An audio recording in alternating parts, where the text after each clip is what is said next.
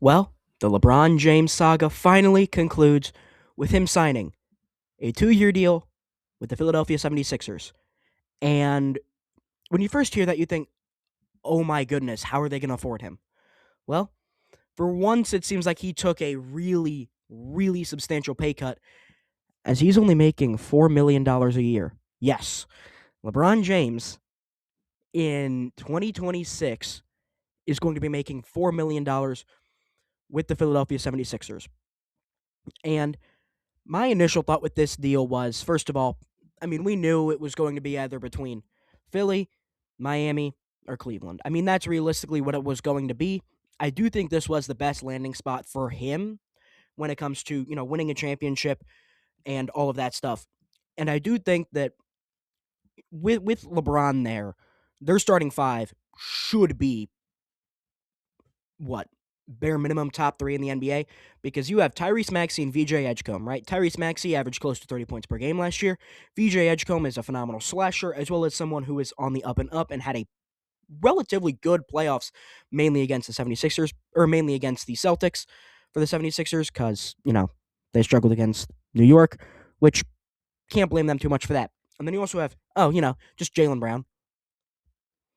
Someone who's an all NBA caliber player last year, at bare minimum top 15 player in the sport, has the size, versatility, defensively, shooting, slashing, everything but playmaking, and dribbling, which you're surrounded by a very good group to do so. Then you've got LeBron James, and the biggest question mark of them all is at the center position being Joel Embiid.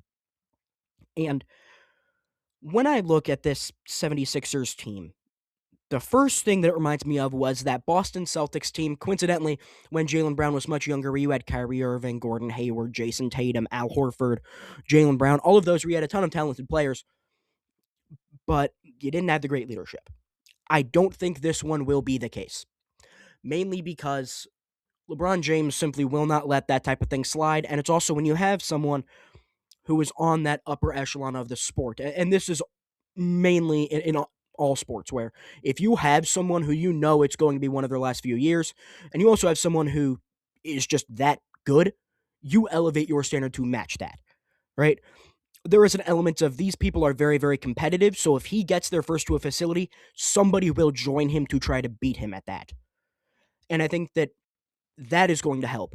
The idea of, okay, if Joel Embiid, he will not play every game. Like, that is going to happen. You have a pretty good backup five in Dembona and Ariel Hukporti. Like, those guys are decent. But I also wouldn't mind the idea of LeBron being a small ball five at this stage in his career, because